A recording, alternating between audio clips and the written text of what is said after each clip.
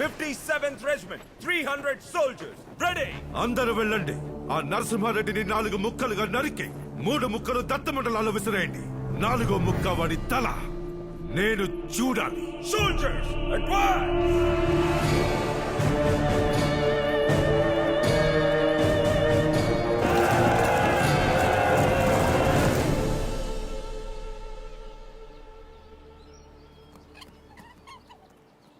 నాకు రేపటి సంగ్రామం కనిపిస్తోంది.